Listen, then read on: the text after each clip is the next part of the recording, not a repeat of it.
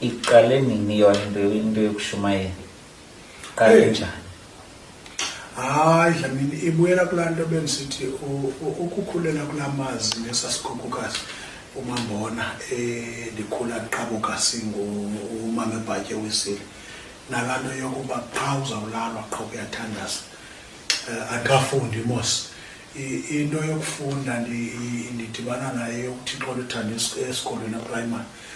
qha ndathi ndakumamela ndingumuntu weDlamini nyani owenza izinto ezingenziwayo ndathi kandimamela namabali oMoses kuthiwa ubetha amanzi avule ndimelosimus ngeweekend uYesu behamba phezu kwamanzi uyabo ndibe iBhayibhile kamama phaa enantsikeni ekhaya ndiyowelusa naye ndiphathe nalo uThixo luthando ndinantsika ndihambe emlanjeni ndiyovavanya lana how possible is this enzomi isithetho wakho yabo nam ndibethe phayana emanzini yabo ndingene emanzini ndithestele into kaYesu yabo zonke ezaa zinto ezi kanti yonke le ndlalo okanye nokunyolukela ukwazi kuphemba umlilo ozawuzala umshumayelo ophuma izandla ndiyibeke ndingumntana ongakhange abe involved with drugs izange nasela ndezanga ndatshaya so lo mntu itsho ukuthi uyonke le nto uyenzela kwi-soberness so I think if andikhange ndiyenze ke le nto uhambe ndisiye ezinkonzweni bendithi xa leyo ndingayivayo into ndiyisabele phaa kumama ekhaya okanye kutitshala esikolweni ngelo xesha ndiyoyithesta ezimpahleni xa ndilusile until sadibana kwafika la maxhego kuthiwa ngoba uketile phaa ekhaya oba uMaginxa oba uMazize basuka beDaku Church besitsha ivangeli amasabatha ethu Yesu uyabuya bephoncuka kulaa mkhosi wokukhuselo womani noba uDubasi bagoduswa ke kuba betya imihlala phantsi bafika bashumayela lapha emakhaya ndibana nento zoketile loo maxhego lawo shumayela iivesi ezithi ukuba ubani uyathanda ukundilandela makazincame athole umnqandezi wakhe andilandele la maxhego lana ndiliqela lesithathu ndiyavuthwa apha ebukhwenkweni kakuhle kuyasivuma ubukhwenkwe saqala nyani ongathi siyabona kwathi besikolweni sancwasa abantwana bamasabatha ke anditheni la masabatha ngoku ndiyabasabatha ama-70s lakhona thina amasabatha abantwana bamasabatha Dlamini ngokungabadawuti bufuna ubona isimilo sasesabatha abojonga iintombi zase-ZCC babeka aba bantu baqhiyayo behleli nje bane-afro xa bengaqhiyanga bathambisa ingwaselinye barhuqisa ngezikhetha amazi noma igatsi zakhe ezinjani na banganje banxiba onothi xa unothetha ngabo bantu abavuxavuxa but very natural baxelekela aba bantu abesikolweni uyabo satsala umdlalo ngabantu abo bantwana sabancwasa ngoba sizibhuli zesikolo bathi abantwana ukuthi hayi ilula le nto nathi nizidayiphu zethu akhonde qha masifane nale nto intombi ke ngoko Dlamini zayingasile nto uhayi ngo-M sasakubekela isitena basibekela isitena masiye ecaweni nabo ngomgqibelo then basiyile ecaweni siza bazasifuma kanti uThixo uthuma aba bantwana yazi esabatha ke iprogram yakhona zithathu noko nokuthi ungumrhanqo orhuqa edlakini azinawuphosa zontathu eza program kukwi-Sabbath school in fact kwakusekho i-morning mana ngelaa xesha bakho i-morning mana 8:30 iphele ngo-9 kungena i-Sabbath school yabo kwemva kwesakho uqala ilesson emveni kwelesson kungeniniza sisongela i-divine service after i-divine service kubuye elwantshini kungena i-afternoon program so abantwana sizawuhlala phaa basifundisa iingoma zamasabatha inkomo oqale nayazi apha enkonzweni 132 yayintonga yakho kufuphi nomnqamlezo ikhona ithemba lakho ibe 2:45 eligama kaYesu alikho igama lethu basifundisa ezaa ngoma bathi sawucula phaa xa sibhaye nabo ezaa ngoma ezigroup uyabo ndikholelwa ke Dlamini xa ndisithi sangena esabatha that weekend yayiyi-weekend yolutsha eqhetho eprimary sangena pha sifika ulutsha langoko ingoveli fumba nankwenayizina othemba mazizi obhaka babengangathaba umeleza ke bhaka no Rosa Ngomane safika apho okhuliswa mazizi intombi ezingapha ePretoria kwangoku safika apho Dlamini zasehlityele intambo zebhakeni sazinikela sonke siyila content yalamadoda abhaptizwa ngenxuba ngumfundisi uZitho lamakhwekhwe endaniguquka nawo the likes zomzwabo Makinana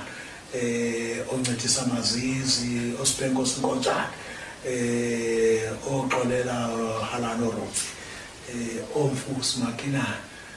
kodwa ke lo makhwekhwe onke wabalayo abuyele elizweni ephethe certificates zenkonzo nenhlanga zevakeli ndashiyeka ndashiyeka msemile futhi 1995 uqala kwamoma phambi kwabantu ndiphethe iBhayibheli emthandazweni olutsha phambi kothelani ndisole komnye ibhudo kaJuji ndithi uthu Yehova kaYisrael utsho ukusuka ngaloo nyaka Dlamini andizayo nabe nawe nje andizayo najika kangangoba bendisithi noba ndisikiwe ngoba ndike ndagqidisa apha phambili evangeli ngelondeliso esabatha kuyasikwa xa umithisi yabo ndike ndasikwa ke Dlamini kodwa ukusika kwami ngowawusika ukuthi mandibuyele emanzini ingo ukuthi wasezambeka for essential ubeke inyanga ezithile uyabo uphinde ubuyisele ubulungu ngoba bendiyindemand ezilebo zomithisa zinehlela ndivutha bhedla ndirongo nomshwana rongo phethe uyabo ucapse ibandla lahlekela lenibandiza ke ndiyengabikho ndibeke lo 6 months or 8 months ke nathi so ndizama ukuthi ukusuka ngamini mina sithatha isibheko so kungena konzo nanzange nabe nathi bensana udibana nelegend yamumfundisi uMketezi owandibhaptizayo nomfundisi osokuphe eMaranatha NU8 eMtanzania ngoJune zame emanzini ezathi benimhlekisa apha semgidela ngoDisemba ndisithi olengalenga bemgidini aluyithabawa olufafana uthola kasokupha libambe intombi yomzukulwana kamfundisi uPeter the great mfundisi uPeter wase NU1 eMtanzania iklasi yami yobhaptizo ndizibamba eFirst Church ePhakuni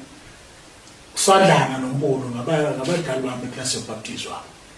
ndaphuma ndogqibezela ke ngenxa yofuna impangelo ndoqeshwe efumana umsebenzi eMtanzania ndafike eNU1 ngena phansi koSitoto ugcobane Sitoto noNansika noSandla eNU1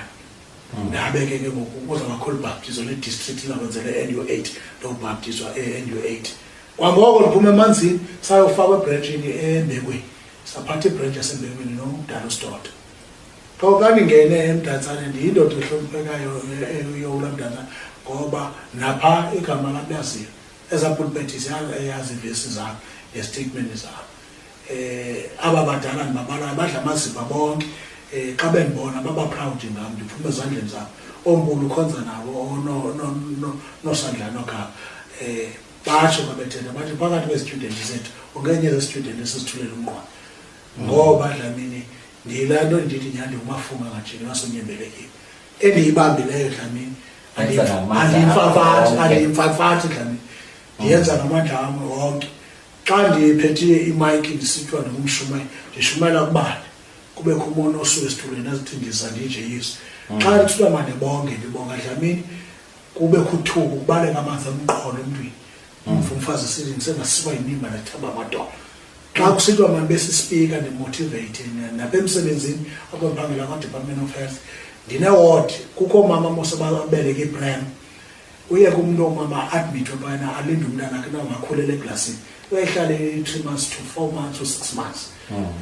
la mama abamama bagula abazopatient ngabantwana babo abazePrem naye adopter ngayicela la department bemsebenzi la ward ndithandaza nawo amaqholo sine nangolosihlanu ithi theme yethu bayana kula ward as long as the weather changes out there so is your situation ndithandaza nabinto abasithandazela into yoba ndithi awuzawudischarge wena ngoba usosigula qha ndifuna ka udischarge uhamba nalo usana lakho lungafeli kweza class linaPrem baninzi ngabantu bethu iqina kwezimoto athi nako umfundisi nako la mntana womthandazela zizinto ezingilalisa kamnandi ezodlamini zizinto ezithi xana ngaba ndihleli zindenze ndikwazi ukusinda kwimbumbulu zelilizwe nakwizinto zogetye kwabantu ngoba kukho abantu abandithandazela ngenxa yento yoba ndabanceda ngokubashumayeza nangokubathakazisa kwiimeko zikaxakeka babe bayaphumela. Umuntu oqondayo uba unomdla mhlawumbi uba mawuyombongela entweni yakhe okanye mawumngcwabele umuntu wakhe ke okhatywe inkonzo yakhe, ufumaneka njani? Angafumana njani? Dlamini kanye khaze phambi koba singene kuloo ndawo kulaa nto uba buke wandeva nawe nakubona ehleka yinto yoba nithi xa nikhumsha pha nithi behind each and every successful man there is a strong praying woman. Yeah. Wonke la mabakala nezi zigaba bendizinyathela lemihlaba ndiyinyathela kunomntu ohleli usebecaleni kwam nosemva kwam elakwazi udibasha nganginto yoba ndade namenza imanager ye-Afra JJ Entertainment kwiinamba zee-business card zethu neenamba zeebhena zaleli business yethu zintathu ezithathu iphumela kuwe. Xa undibhuka Dlamini nguye obhala idayari athi nge-4 kaJanuwari uza kwi-interview usagqiba xa ndiye ndagula uxanduva lakho mamsukuni into yoba afowunele laba banedibhukile athi uleliso sibhedlele akazulenza ixesha kwi-event yeni, sendane account sinirefande back or sinirekhomendele omnye umntu ongakwazi umenzela nixole noxa yena engekho. Yiduty yala masi ndingevuya ke mna kwethu phambi koba sifike lona siyifaka apha phakathi kwethu. Uzawuza xa sigqiba wena kuzawuza yena ke ngoku. Yes. No, ndifumaneka ke Dlamini kwinamba yam engu-WhatsApp straight ethi 071 389 2992 efowunelakayo nofoneleka. Eyesibini kibe ngo-073 75 25 726. Then inamba yesithathu kwi-business card zethu iliphumela kulawukazi 063 073 7294.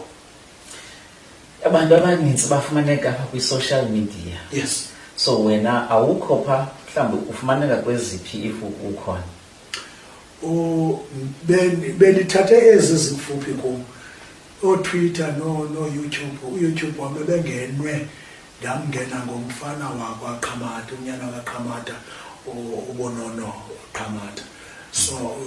ibe nguye bendifakele izinto uploade yonke into yam xa ndigqiba kwenza into ndiyayithatha iklip ndizinike yena zi-uploade ku-YouTube. So andifumane mna ndilapha kwaFacebook ilithini igama? uBonono Qamata. Bonono Qamata. Yes. Then ukhangela imbongi kaJaji under uBonono Qamata. And then ndikwaFacebook imbongi kaJaji jikelele. Ku-TikTok ndikhanga into yoba the past 2 years olonyaka nalophelayo ndininzi kakhulu phaa ku-TikTok. Ufumaneka ngeliphi igama? Ngombongi kaJaji jikelele. Okay. Uthi xa ungena kwiprofile ufike phaa ubomathi yiyo nyani le. Yeah. I-profile pic yethu injalo ithi mbongi kaJaji ndi-update phaa ndi-uploada phayana ndihlala ndithi make sure once a week ibhena yam iyavela. Imisebenzi yam uba bendisemsebenzi wakho ndiba nomntu nelawolikazi phakathi komanager wakho izinto behind the scenes ngenye yento yakhe into yoba xa ndisenza into amchola ii-clips ukuze ndikwazi uzilowuda phaa kuFacebook naku-TikTok ukuze umntu xa ephayana abone bathi hayi nguye nyani lo. Ngoba omnye umntu urekomendwa kuye engandazi engazange ndibone aye ke ngokulaa page abone bathi hayi shem nyhani nantsi ne-event wayenantsi kakhulu. So ndifumaneka ku-TikTok kakhulu nakuFacebook mbongi kaJaji jikelele.